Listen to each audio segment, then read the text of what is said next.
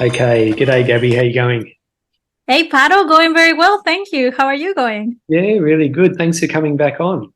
Oh, thank you for having me again. It was a blast last time, so I'm definitely excited to be back here. Yeah. Well, that was almost 12 months ago. And I mean, your athletes have been going from strength to strength. So can you tell me a little bit about that last 12 months?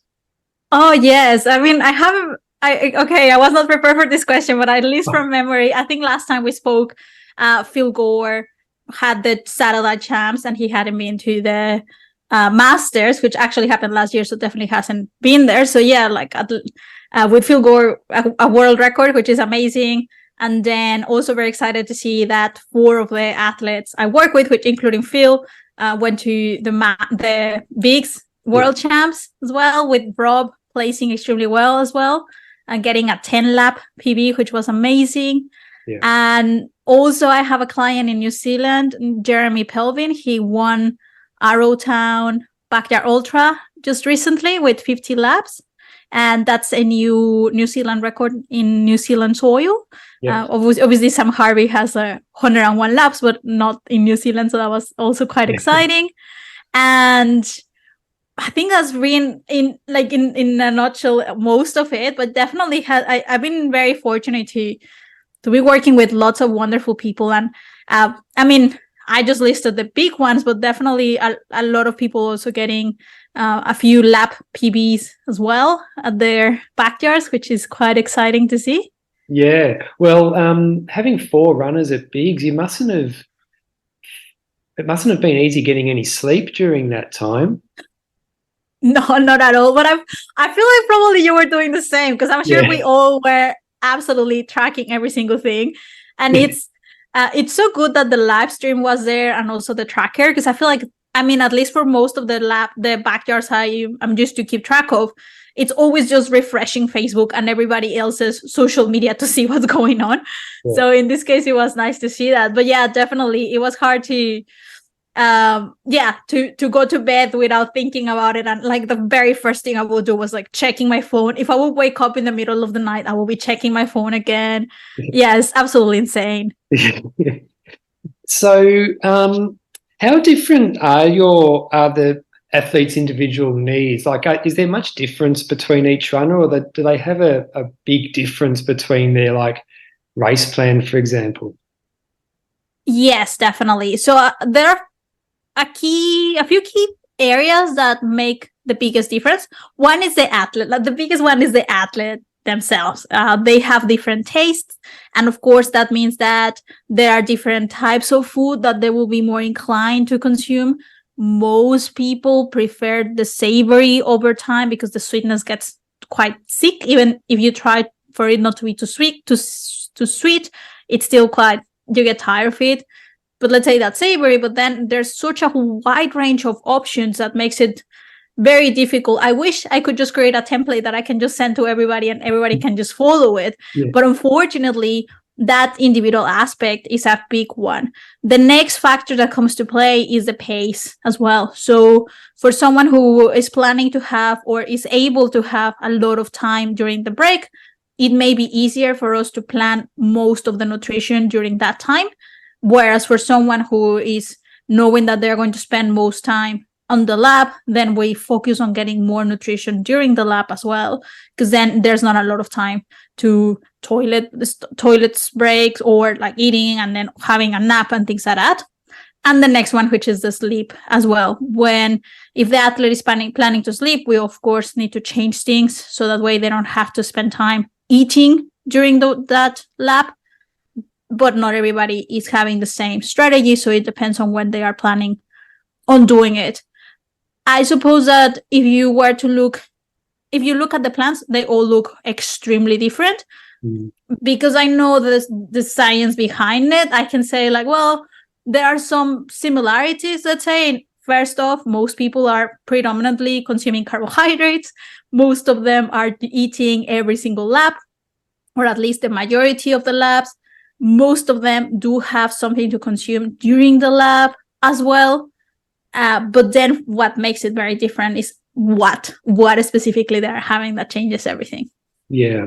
One thing I've noticed Gabby, at a lot of backyard ultras that I'm at, and even at Bigs watching the live stream, I saw a lot of Coca-Cola being drunk. And I'm wondering, what is it about Coca-Cola that's so special? Because you don't really see much other soft drinks. It's mainly Coca-Cola. Yeah, it's pretty much ticking all the boxes in terms of things that help. The biggest one is carbohydrate. It's full of sugar, which, funnily enough, we all know that because we have the marketing outside telling us not to drink it. But for an ultra runner, it's amazing because it's like exactly what is going to be very easy to be absorbed, and it's giving rapid energy. So that's the first one. The second one is that it also has caffeine, and caffeine has an effect on performance, on supporting that alertness. It does benefit the athlete in having that caffeine as well. And the third one, that is probably not the main one and actually least, because the osmolality of the Coke is quite high. So, but still there's fluid. So there's still some fluid being consumed through that. I, of course, wouldn't place Coke as the source of hydration. I always count Coke as the source of nutrition. I still would 100% consider water and other fluids as hydration. The Coke, even though it contributes, I wouldn't place it as significant contribution. Yeah, yeah. And as far as caffeine goes, I mean, we did touch on caffeine a little bit in our last chat, but I was wondering, because it can be taken in so many different forms, like you've got coffee, no-dose, it comes in gels, you can get it in shakes. What's a good way for someone to figure out what works best for them? So my personal preference is to consume it in things that is easier to have at once instead of continuously. And the reason for that is because if we're planning it properly, it's easier to map it against of strategic areas in terms of we time it. If the athlete doesn't want to sleep at all, well, we time it way before they start getting more fatigue and sleepiness. So that way that caffeine kicks in. So that's why I do recommend using it more from the tablets like no-dose or from energy gels, even Coke, because normally the person would drink it at once instead of compared to a sports drink that you are continuously sipping throughout instead of having a big bout of it. So I do prefer that in terms of as in general, in terms of what's best for the person. It is, again, a matter of personal preference. I know, even though every time I hear about it, I'm amazed that they say they don't like coffee.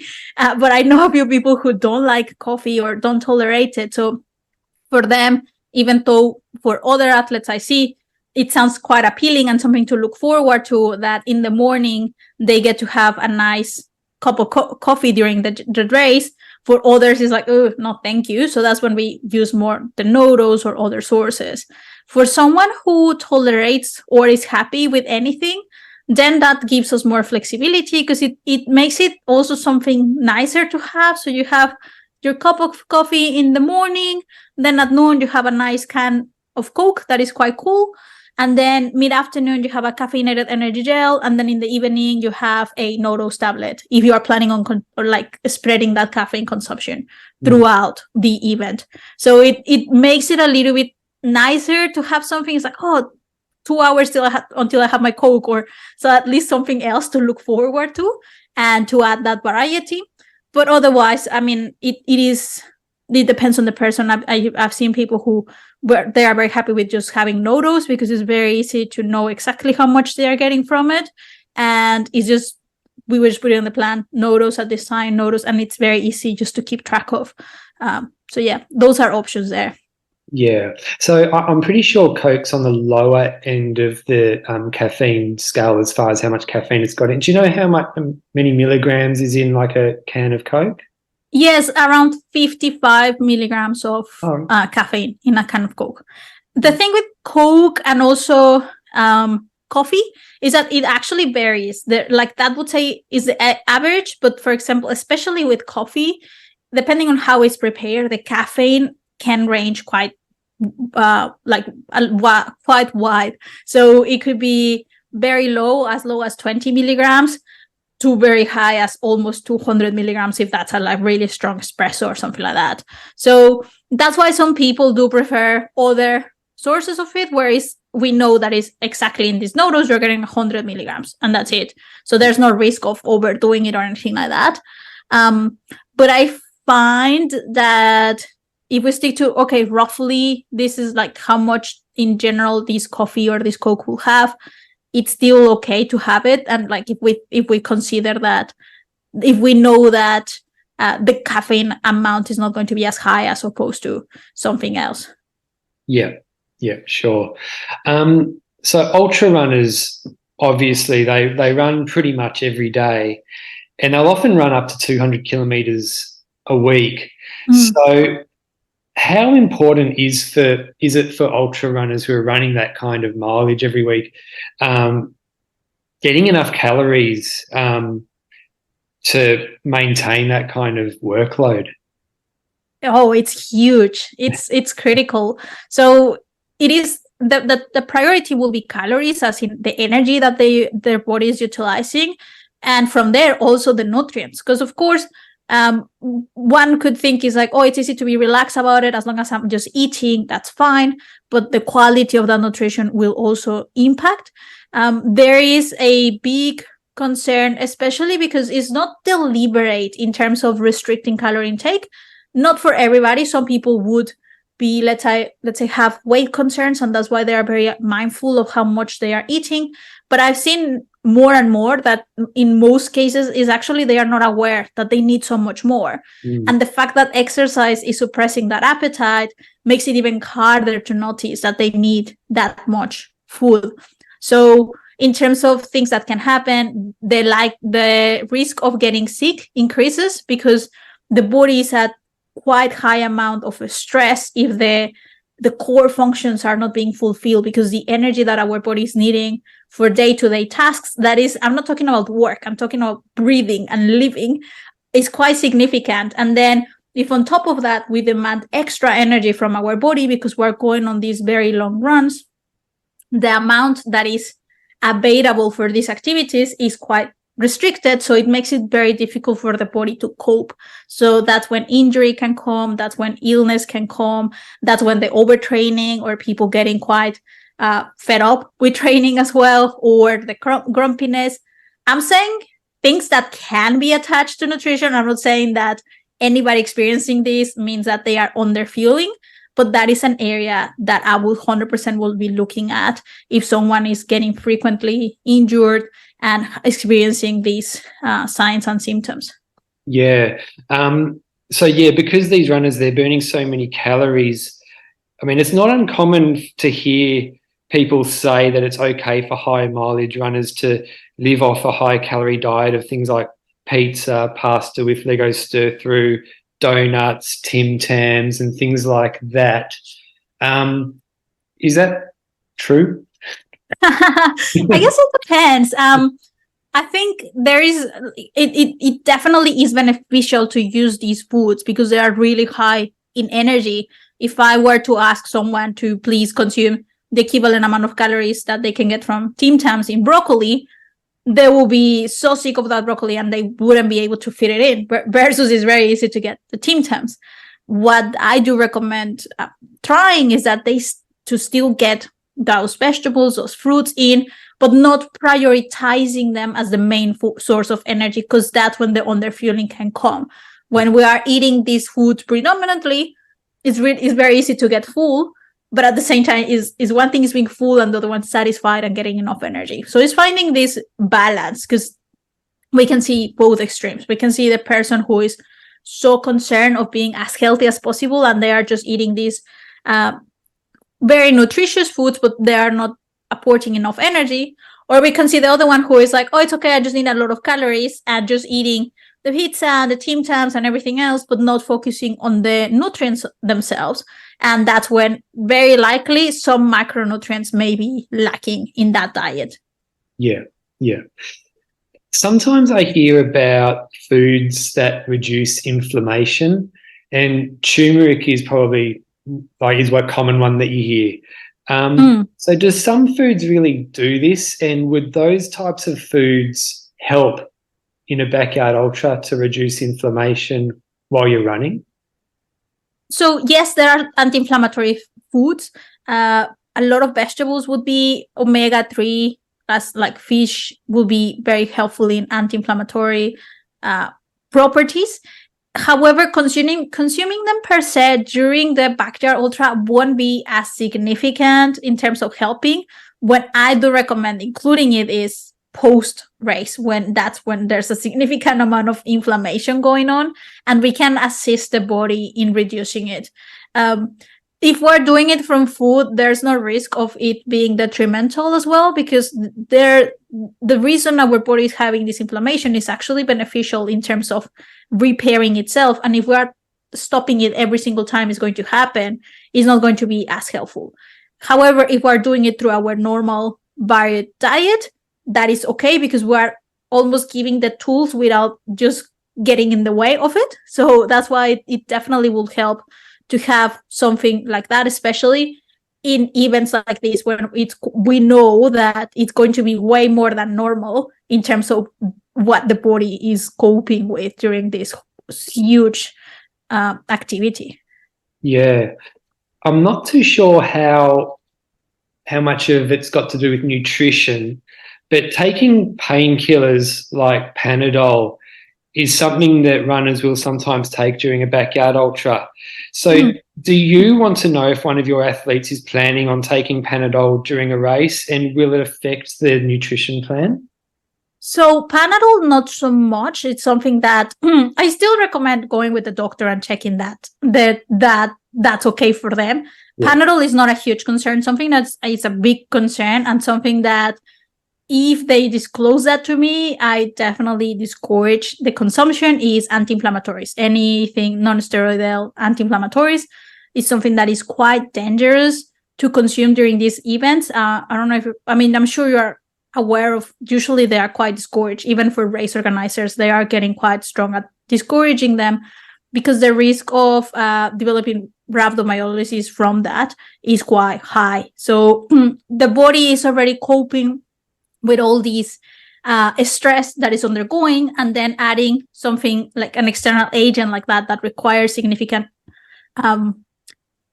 energy, or let's say activity from the liver, is too much, and the body will react to it. So that's why it's not that it interferes nutritionally, it's just that it interferes in general with the performance and the health of the athlete. So that's something that it's quite discouraged. A lot of people still do it, and they have done it without having any issues, and that's why they're like, well, nothing happened last time, I might as well, it's fine.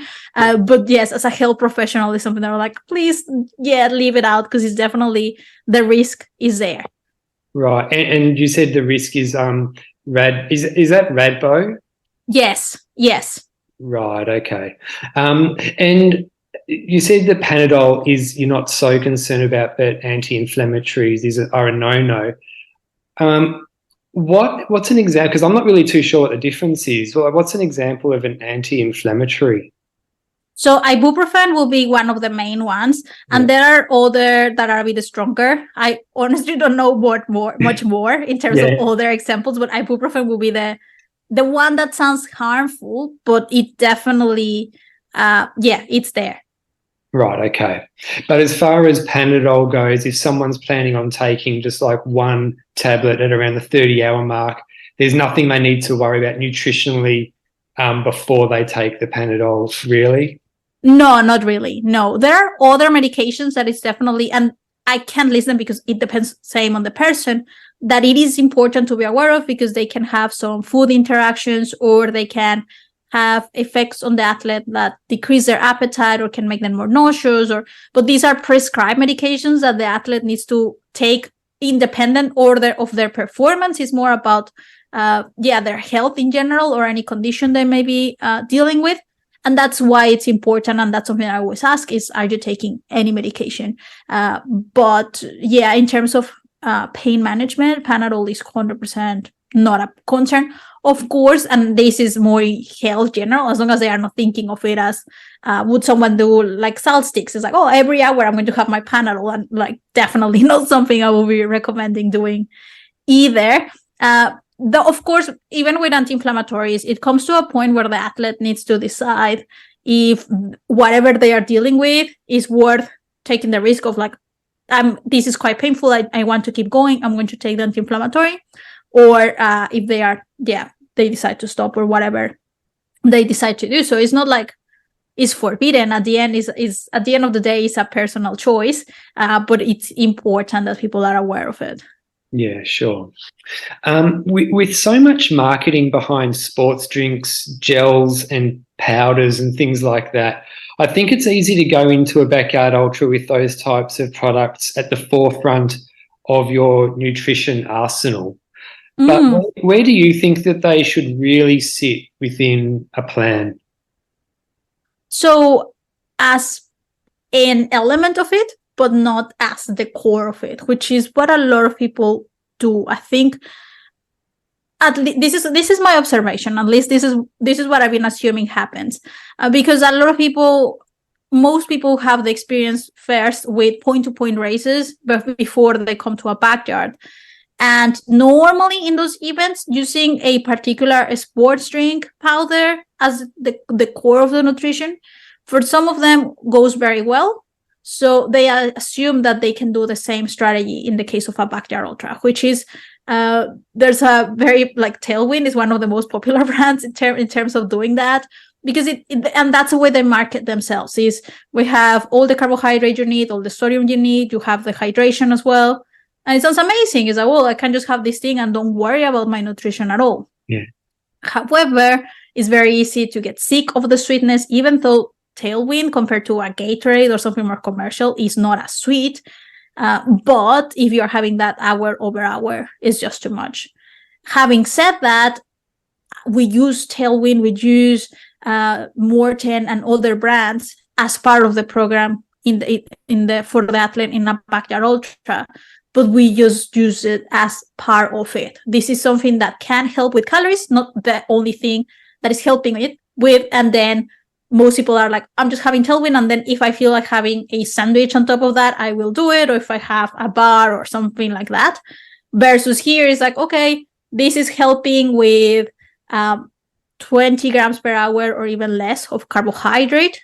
And then on top of that, we program the sandwich or the fruit, or later an energy gel. So it's part of the repertoire, let's say. Yeah. And the reason for that is pretty much the sweetness, and that is very easy to have that flavor fatigue. And especially in these cases where it is so repetitive, that it's best to have some more variety as well. Yeah, definitely. So I've got a friend who ran his first backyard ultra a few months ago, and it was in warm weather. And he went for something like the first 10 hours of the race without going to the toilet, without needing to go to the toilet. So before a backyard ultra starts, what are some pointers to make sure that a runner is properly hydrated? So something I often recommend is looking at your hydration in the week of the event, at least 2 to 3 days before the race. And the easiest indicator is going to be, actually it's two. One is your thirst and the other one is your pee. So it's using both as a reference. And if you are thirsty, drink. If your pee is darker, drink. And it's drinking to the point of your pee being not necessarily looking like water, but definitely very clear color. And of course, continue to drink if you continue to be thirsty. So the idea is that we would like to at least, let's say 2 days beforehand, already be looking that cleared pee and maintaining it by the time we get to the race. That's probably the easiest way of making sure you are hydrated. It is not as simple as saying, oh, everybody has to drink 3 liters of water or whatever, because it's again, another thing that is very personal. But because it's personal, using your own body to guide you is the best way you can know if you're getting hydrated or not. The other thing that does help is adding electrolytes. So the electrolyte helps with 2 things. One is retaining the fluid, because that's supporting with your hydration. And the other one is that it makes it easier to drink more, because it makes it more palatable. If you add, I'm sure that if I give you a bottle with plain water, and I give you another one with an electrolyte tablet in it, right now, you'll be more inclined to finish that bottle if it has the electrolytes as if it has plain water. Yeah, sure. The other thing I've noticed as well is that the longer a backyard ultra goes, it seems to be the case that with most people, the more sudden and urgently the need to pee comes. So, like out of nowhere, you just need to go. So is that something normal or a sign that something that could be wrong? So it is hard for me to say this with certainty, but something, and a lot of these answers come back to the body's going through a lot of stress, and everything is essentially a shock to the system. And we need to understand that our body is trying to cope and keep going with our normal body functions that need to happen in the background while we're trying to push really hard of maintaining everything else running. So to me, it's more a sign of that. We are going through so much that the body is struggling to perform those functions as adequately or as normal as usual. So I wouldn't use that as an only sign, but I do consider that as part of a whole spectrum of things that we need to look at. So let's go with that. The athlete is peeing extremely frequently. The next thing to look at is, okay, how much fluid are they drinking? Well, actually, they've been drinking 1.5 liters per hour. All right, interesting. Are they adding electrolytes? No, they are not. Let's see if maybe reducing the fluid intake and adding electrolytes changes that frequency. And the other thing to look at even before that is, what does frequent mean? Because for everybody can be different. So especially for people who are more experienced, they will be aware that maybe they start every 2 laps they are peeing, and then every lap, and then twice in a lap, and then that's it, twice per lap. But then for some people, if they're, okay, this is happening 3, 4, 5 times per lap, yeah, in that case of that person, yes, that's a lot. For some other, could be like, actually, even during the day, I'm going to the toilet every single hour. So then it's different. So it's looking at, okay, this is a point of information that it's important to, yes, pay attention to, but let's look at everything else and not just use that as the only reference for making that adjustment. And that's when I think, the notes are super important, because it makes it easier for people to be aware of, okay, during this backyard, this is how frequently I was peeing. So next one, we can pay attention to those trends. And the communication with the crew and how experienced the crew is in dealing with this athlete as well. I know that not everybody has that luxury of like having someone on site the whole time and every single backyard the same person. But if it's possible to have that information, it will make it easier to make those adjustments. Yeah, very good. So as you know, I posted on Instagram a call out to see if anyone had any questions, and I got quite a few questions. So I'll start with the first one, and what is the absolute worst food to eat during a backyard ultra? Oh, the food you're intolerant to. That's absolutely the worst. And I know it sounds like a joke, but that's something to be aware of. And also, I would say that's the absolute worst food in general.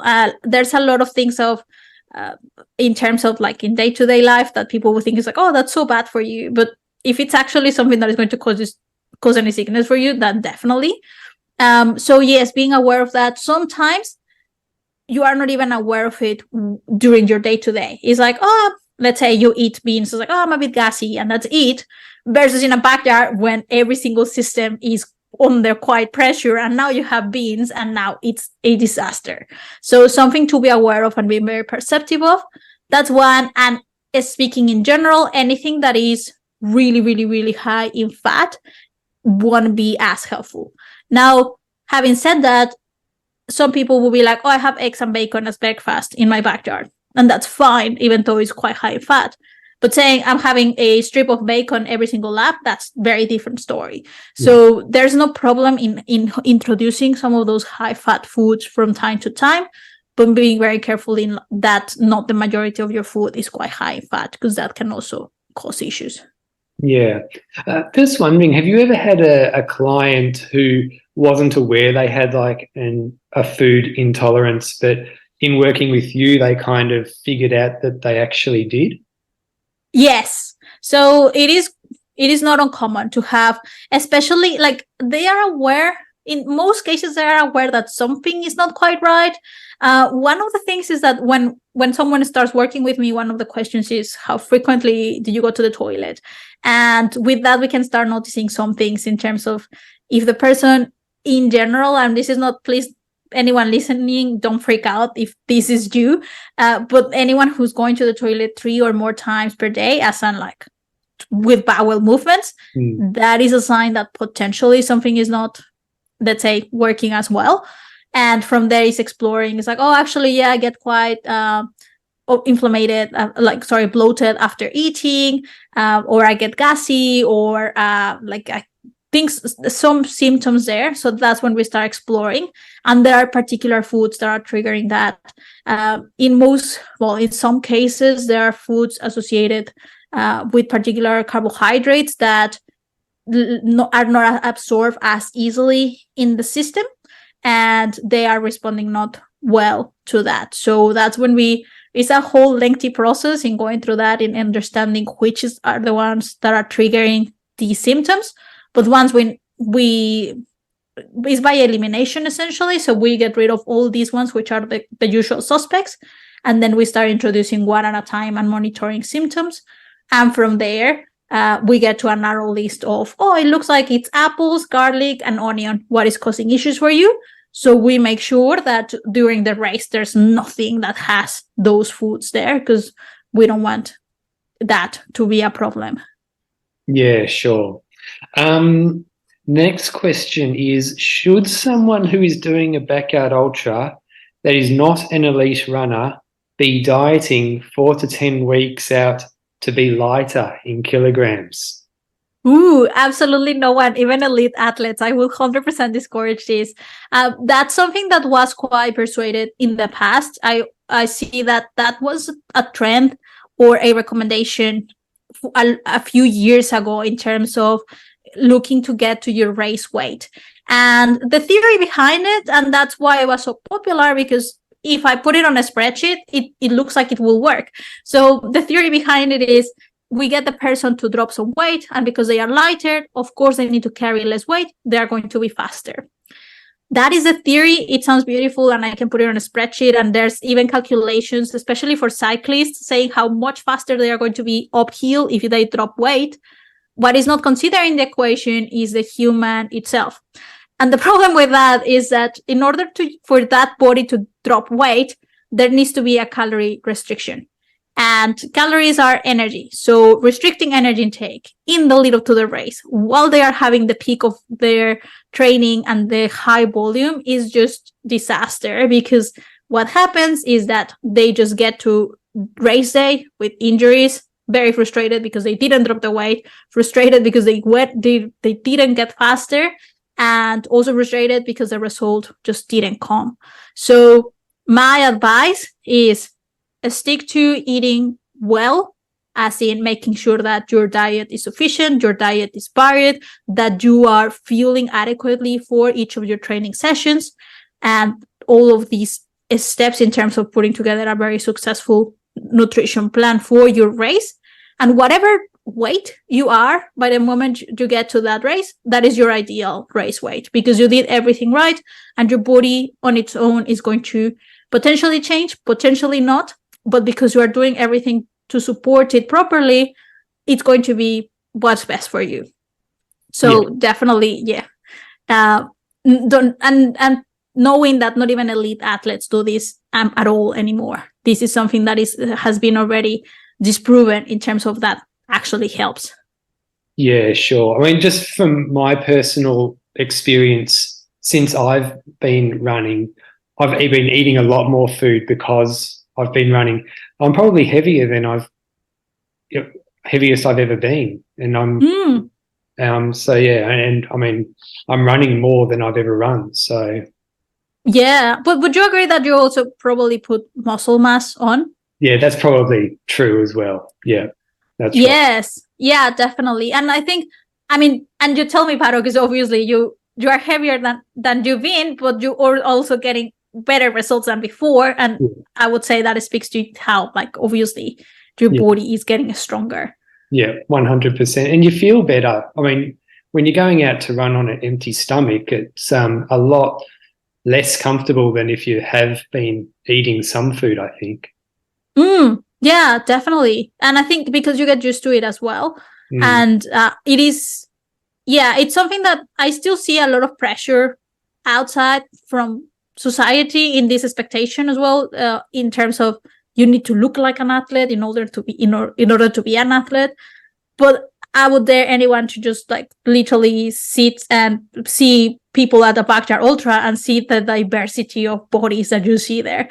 And even towards the end, you still see them. Yes, a lot of them, the people who are at the end are very lean, but it's not always the case. And that's something that is important to see and understand.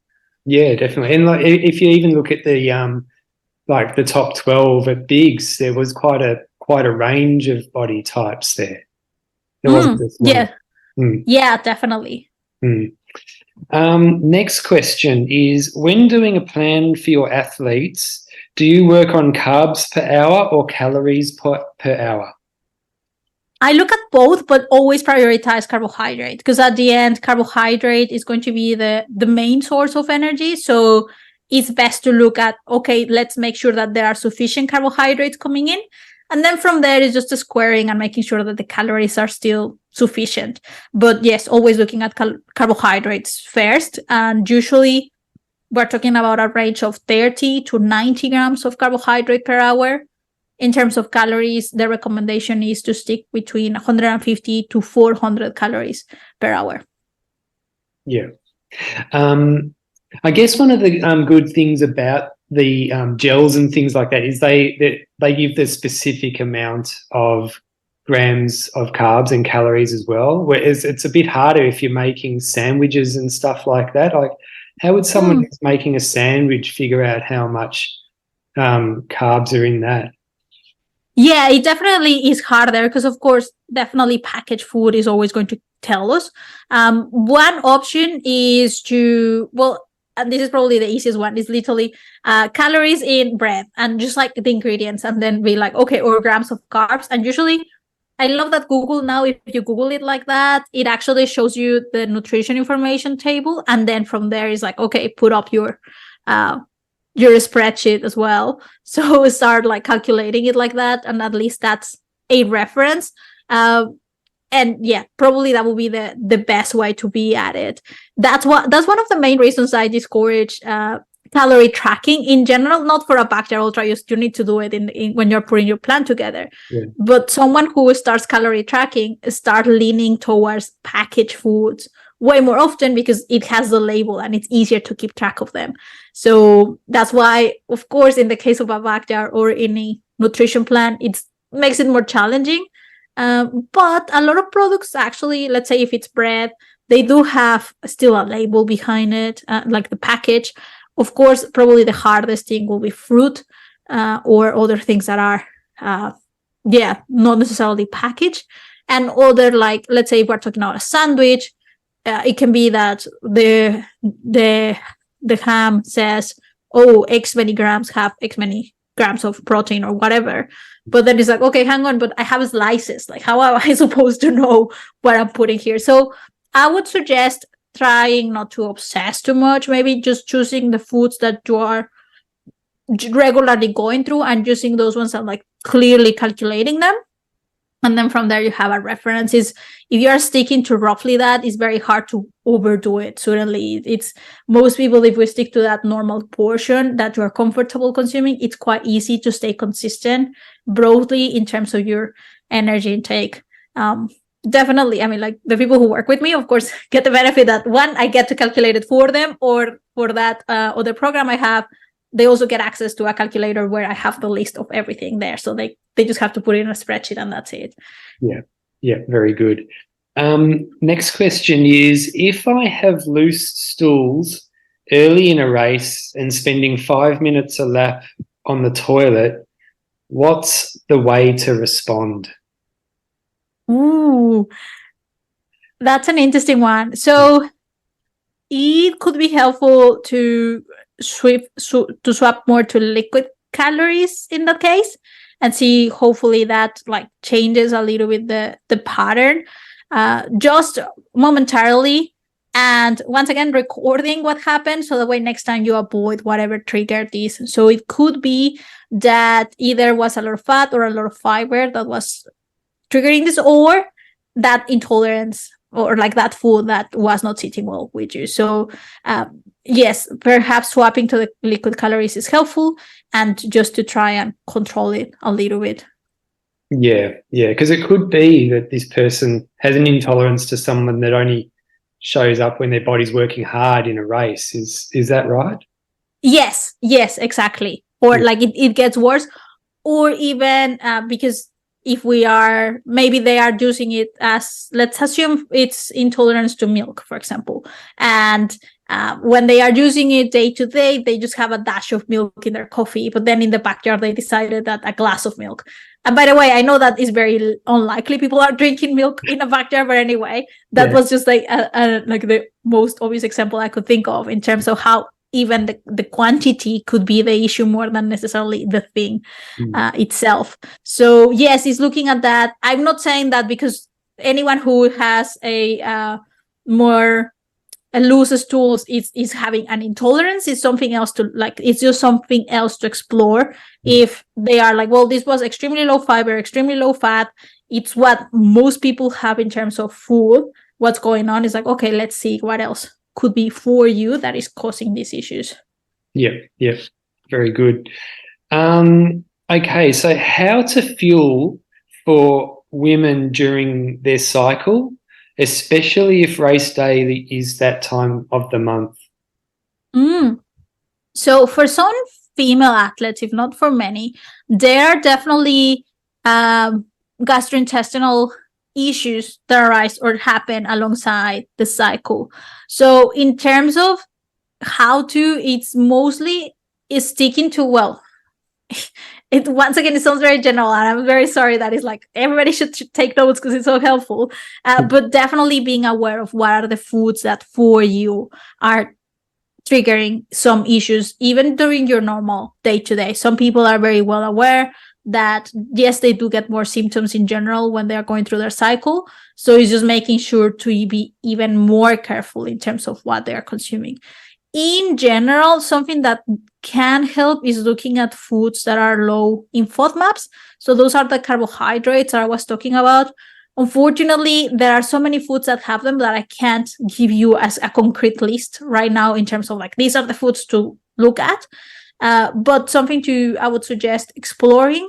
And it could be that in general, if they don't have the time to go through the whole elimination thing, for the event, focusing on those foods, of like not adding them, or most of the foods that they have being low FODMAP, can be quite helpful. And fructose is something that can, for a lot of female athletes, can be an issue. So just looking at the products that they are consuming, and if possible, eliminating fructose or reducing its consumption during that race can be quite helpful. Right. Now, I'm pretty sure that in most supermarkets, they've got a little FODMAP section. Is that right? I'm not sure if in most of them, but they do have, I know that Woolworths at least has it, or at least there are low monash FODMAP certified foods. That's a way to look at it, but definitely not the only one, because it doesn't mean that those are the only foods available. There are many other products that are essentially by nature low in FODMAPs, but of course they don't have the stamp because that's the way they are, versus another one that usually is high FODMAP, but it's been carefully crafted in a way that is low FODMAP now. So yeah, I think perhaps starting with, let's say, that alternative, if you use muesli during your events, then look for the low FODMAP muesli instead, or look for the low FODMAP bar, but then don't disregard the other foods that are still natural. So that's when it's looking at what other options are there.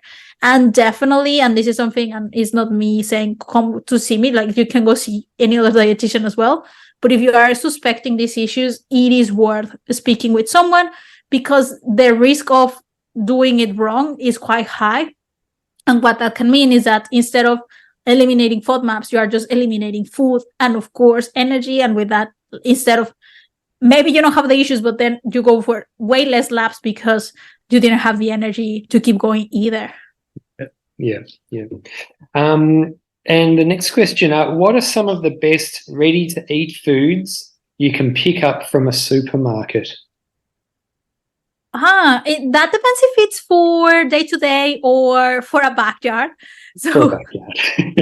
if it's for a backyard, I'll say, I do like dehydrated fruit is a good one if it's for a backyard that's ready to eat, and it won't go off, especially if we go through that, the complexities of not having access to a fridge and things like that.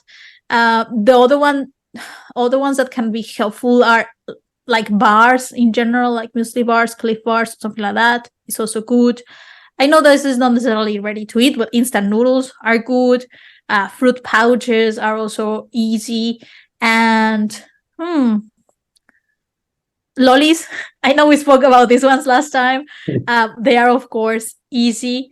And there are others, well, these are not from the supermarket, but dehydrated foods. And I don't know if Phil mentioned it on the podcast last time, but they are definitely super helpful in adding quite substantial amount of calories and also more variety, because they have a wide range of options like spaghetti bolognese and curry and things like that. Yeah. You only need to add hot water to them and they are ready.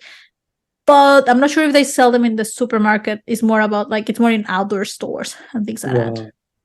I see. Yeah. Okay. What's the best way to get through a stage where you don't feel like eating any solid food? Once again, the question, what's the best way to what? What's the best way to get through a period of the race where you don't feel like eating any solid food? All right. So it doesn't hurt. And even though I already talked about the liquid calories not 100% being the best idea for the core of the nutrition, it does help swapping to them at those times when it's hard to cope with solid food. One thing that we didn't touch on, and you talk about the race being hot, usually prioritizing liquid calories in those ones, it's probably easier, because if it's really hot, it's very hard to actually eat solid food. So that's when it's like, okay, let's lean more on the liquid ones, can be helpful. But it does depend, in the case of this question, in what is causing the issue for the person, if it's the solid or the sweetness. If it's the sweetness, perhaps swapping to liquid calories will make it worse, because most liquid calories are going to be sweet. So in that case, it's exploring something like crackers or something a little bit more, let's say, plain, can be a good option. If it's a solid per se, yes, having some options there that are more in the liquid form can be helpful. Even more like a shake as well. So, for example, there are some powders. They are usually advertised as recovery shakes or even mass gainers, and the reason is that they have carbohydrate and protein. So something like that is beneficial because it's adding protein as well. That it's also helpful in situations like this, where as much as we prioritize carbohydrates, consuming protein is still something that is important, because now we're going 4 days and not for a few hours. Yeah. Well, that reminds me, actually, I ran at Hysterical Carnage 2 or 3 weeks ago, and it was really warm during the day. It was pretty hot, actually, and I lost my appetite for solid foods so early in the race. And when I finished each loop, my mouth would be my tongue would be all swollen and dry, and it was dusty as well. And I had to switch to more liquid nutrition, and also fruits like watermelon and mango as well. To replace it instead of what I was going to have instead. Yeah, nice. And well done. I mean, in terms of responding quickly to it, because I feel like one mistake is sticking to the plan, even though clearly it's not working. So yes, I think definitely in those cases, and as you already point out, fruit is also helpful because it's adding hydration somehow, and it's easier to consume it. And the other one is that I know a lot of people are not super happy about carrying things with them, because the idea that you stop at the end of the lab is quite appealing in terms of, I don't need to be running with a vest or anything like that. But I would 100% encourage it. If you can run with water on you, it's going to be really helpful, because waiting till the end of the lab to drink is not going to be enough in circumstances like this. Yeah, sure. Yeah, that's something I've added to my plan. I carry a handheld with me every loop now. Makes a massive difference, a real big difference. Yeah, it does. Next question is advice on sweat testing and how to avoid cramping. So in terms of sweat testing, if you are in WA, message me and we can organize something. If you are anywhere else, I would suggest Googling. There are some, we can also work on that if you are somewhere else in Australia. There are some kits that you can get by post, and it has instructions so you can do the test on yourself. I do recommend, if you find someone who can do the test with you so that they can apply the patches correctly and everything, that is way better than doing it yourself, because the risk of contaminating the patch, if you are not trained or like handling it properly, it increases. So that's something, yes, that I would definitely recommend doing. It is worth knowing how much sodium you're losing in your sweat, especially if you're someone who cramps frequently. So cramps are there's a wide range of things that can be causing them, but one of them is that sodium losses can be quite significant, and that could be the reason why you're cramping. Not the only one, but it could be a contributing factor. So being aware of how salty your sweat is can be helpful in dealing with them, because now that you are aware of that, now we have information that we can use to tailor the sodium for that during that plan. I recommend doing that route before, instead of, I'm cramping, I'm just going to up my sodium intake, because it's not always the case, and it can make things not necessarily for cramps worse, but in general, just adding sodium for the sake of adding it is not a good strategy. Is more like, if once you're aware of, okay, yes, my sodium losses are significant, let's up that. In some cases, it's not necessarily that the sodium loss is significant, it's that the sweat loss is quite large. So in those cases, it's really being very mindful about the fluid intake and adding electrolytes to it, because the more you sweat, the more sodium is coming out, because the sweat is carrying sodium with it. Yeah. And that reminds me, it sounds like sweat testing is a good idea. What about blood tests? Do you recommend your clients get a blood test just to make sure everything's in balance? Yes, I do recommend having a general checkup at least once a year. And something to look for is, especially for female athletes or vegetarian athletes, iron is something that there's a risk of it being quite low. So it's something to look at for sure.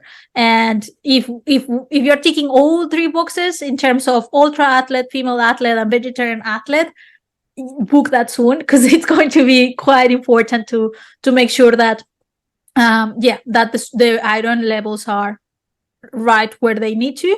And if they are not, well, definitely doing something about changing it. That's one. Vitamin D, surprisingly, which is like, most people are spending time outdoors, but for some people can be quite low as well. So that's another one to check. But yes, overall, a general checkup, I think, is worth it. Speaking with the GP and seeing what they recommend as well will be helpful. But not necessarily going into deep level if you are not, unless you are suspecting of something. Yeah, I actually went and got myself a blood test after the Masters, because I did 20 and I was a bit disappointed. I wanted to just see if there was anything the matter, and I got a blood test done, and they did find I was slightly deficient in B12. So I've been taking B12 tablets since then. I don't know if I don't know if it's actually made much of a difference, but I have run my PB since then, so it might have been worth it. Definitely. It could have contributed for sure. And I would say, if you can, like 6 months after that blood test, check again and see how it's going to be helpful. Yeah, good idea. Next question is you've kind of answered this already, but is real food usually a better option than gels and powders for a backyard ultra? I think it's part of the spectrum as well. I would say in most of the people I work with, it definitely predominates. When we put that plan together, most of the labs, there's the real food, even though, I mean, like, it's not magical, the other one, but like the food is there. However, in most cases, we still leave, for example, the sports drink is something that I do use in most labs, but in way smaller quantities than what most people will be doing. So let's say it's 40%. If we consider the sports drink is 40% product, 60% food in these plants normally. Yeah. Okay. The next question, is there merit to a low carb, high fat regime in the backyard ultra context?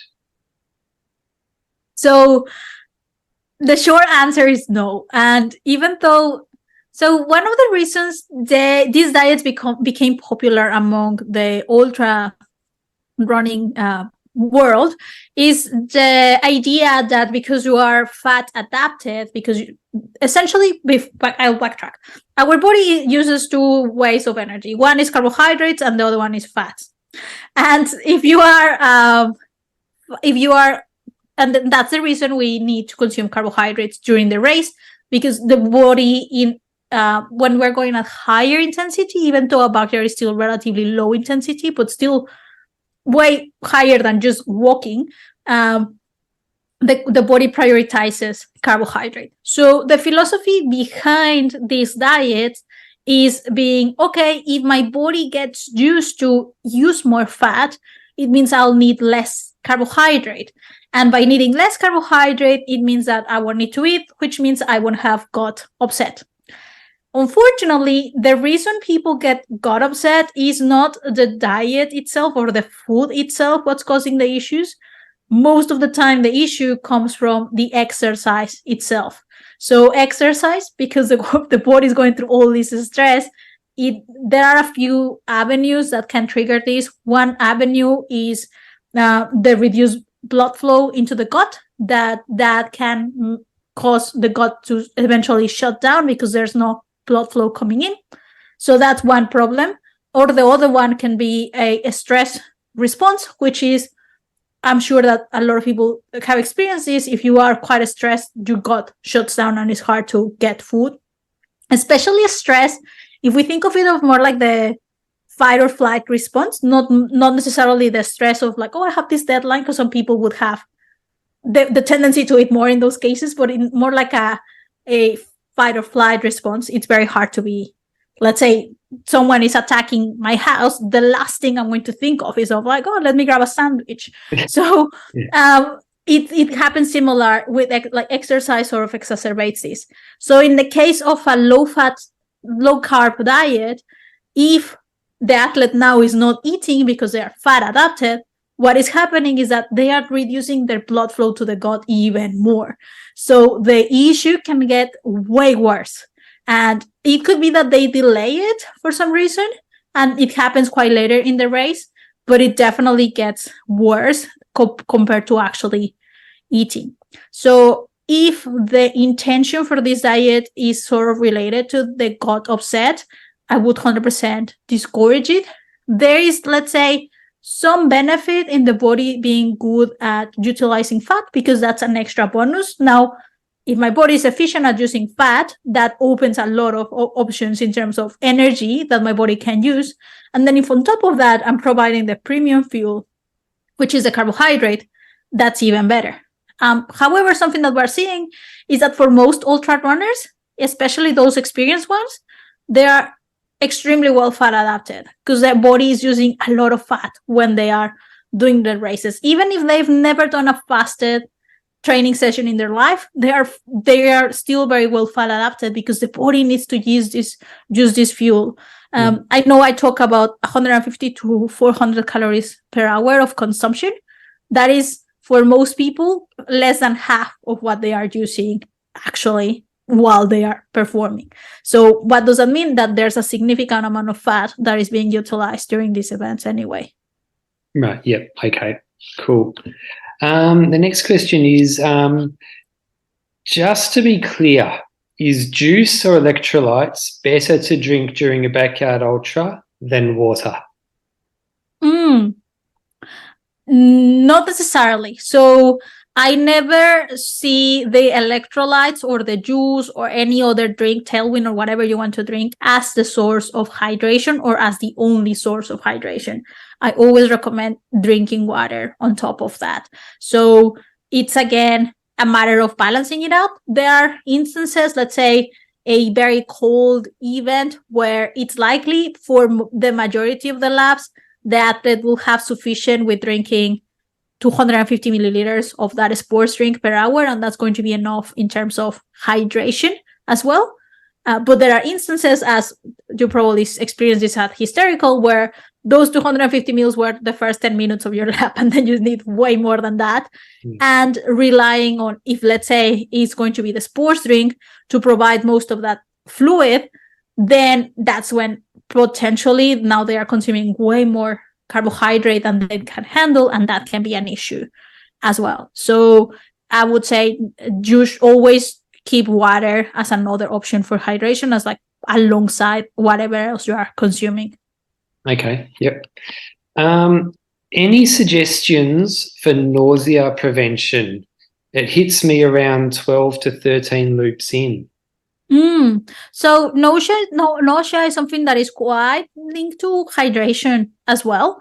So that is something to be aware of in terms of preventing nausea. Staying very well hydrated is going to be super helpful. I'm not saying it's the only thing, but it can be one of the main issues there. And the other one is the type of food that you're consuming as well, which is like definitely trying to get a little bit more like savory food in, and a little bit more variety can help. And yeah, like I would say probably hydration will be the first one to look at. And I'm glad they are asking about prevention, because that's the best way to solve it, is preventing it. Once it gets in, it's quite difficult to get rid of it, which is why it's so important to try and avoid getting to that nasty state. Yeah, sure. So we've got a backyard ultra in Melbourne in the start of Feb. This person would be running it, because they're asking, what advice do you recommend for backyard ultras starting at 7 p.m? And should they be eating less at night on that first night because it starts at 7 p.m? Not necessarily. So I think that the start time always makes it a bit challenging, because most of us are used to, in general, races start in the morning. So it's very easy. Wake up, eat your breakfast, go to your race. And when these races are like that, it definitely makes it challenging. So I'm going to stick to nutrition, even though there are there are other areas to look at in terms of whether you want to have a nap beforehand and things like that. But in terms of nutrition, I do suggest looking at first the whole day as continuing the high carbohydrate consumption, because it's, well, assuming we've been doing everything right, in the lead up to the event, it's helpful to consume more carbohydrate, to have that carbohydrate loading. So during that day, I will be focusing on the breakfast being high in carbohydrate, not necessarily only eating sugar, but higher carbohydrate, having a decent lunch. And then here's where it gets a little bit more challenging. So you have a decent lunch, and then either having an early dinner or a very decent snack in the afternoon that is almost like that will be your pre-race meal. Some people are really comfortable if their pre-race meal, let's say, is porridge, to have that at 5 p.m. instead of 5 a.m. That's perfect. If that's not you and you're like, it feels extremely weird, I'm having porridge at 5 p.m., then it's looking at other options that are equivalent in terms of carbohydrate, but more evening like food. So it's just, okay, let's have some rice and a little bit of veggies, and more like you feel more like normal, but that's still high in carbs. And then in terms of the plan itself for the event, I don't think it's necessary to look at reducing the food unless that's a thing that they like doing, in terms of, I prefer my first 12 hours to be 30 grams per hour, and then I increase because that's what's worked well for me. then go ahead and do it like that. But if you are someone who is more about, no, I'm happy, just keep my nutrition consistent, then I will leave it the same in terms of from the get-go. It does happen that for a lot of people at night, they struggle to eat more. So yes, in that case, is looking at how can I balance my food intake in a way that I'm not struggling to eat. So maybe in some cases, it does help to front load it a little bit, and then in the middle, those very like early morning, late night labs, focusing a little bit more like on smaller snacks, and then boosting it up again, or having a bigger meal in between can work. And of course, then looking also if they are planning to sleep or not in that very first night. But yeah, it's quite interesting. I think it's the first time I hear about one starting so late. Yeah, I think they start it late because it's the middle of summer, and I'm actually running in it, so I've been thinking a little bit about it as well. And I was thinking that because it's likely to be pretty hot the next day, I'm going to try and go with solid foods at night. And then because I'm expecting it will be hard to continue with solid foods during the day when it gets hot, that's when I'll plan more liquid nutrition. But yeah, try and get as much solid food in as I comfortably can in that first night. I think that sounds quite wise. Obviously not, I know I said front loaded, but definitely there's no way of like actually having, let's say, double calories and then having half of it later. Yeah. But yes, I think definitely swapping in terms of, yes, more solid when it's cooler, it probably will make it easier, especially if you're aware that at night it doesn't influence so much in terms of your ability to eat, because that will be the only other thing to look at that makes it complex. Yeah, sure. Yeah, very good. Yeah, I'm looking forward. It's going to be really fun. Sounds like. Is it a silver ticket event as well? No, it's not even a bronze this year. It's just a backyard ultra that I'll be doing. I am going to be doing Mira Mwernet, which is a silver. I'm confusing with that one. Yeah. Cool. Yeah, nice. Yeah, that would be a good one. So that's all the questions they've sent in. So I guess how do people reach out to you, and how do people find you? Are you taking on new clients at the moment? That kind of thing. Yes. So the best way to find me is through either Instagram or my email. And that is at intenseatfit. That's my Instagram. And my email address is gaby@intenseatfit. So yes, please feel free to reach out. In terms of taking new clients, yes, I am. I do. In terms of my one-on-one clients, I'm pretty much at capacity there. However, and that's why this year I worked really hard on having a new program that has a space for more people, and so far has received extremely positive feedback. And so if you are interested, please message me, and you still get to work directly with me essentially, but it's a structure in a different way. So that's why it allows for more people to join as well. Yeah, awesome. Sounds good. Well, look, thanks heaps for coming on again, Gaby. Thanks for having me again. I'm glad that we were able to, we covered a lot today. It's amazing. I love it. Yeah. No, I got heaps of positive feedback after the one we did last time as well, and a lot of so much knowledge and so much great information. Oh, I'm glad to hear it's helpful. And yes, I love talking about this. So it's been wonderful 2 years in terms of getting more and more people in the backyard ultra world. So that's quite incredible. And definitely I continue to be mesmerized and impressed by humans' ability. And I love that my small contribution, it also helps in getting people to push for longer, which is amazing to be part of.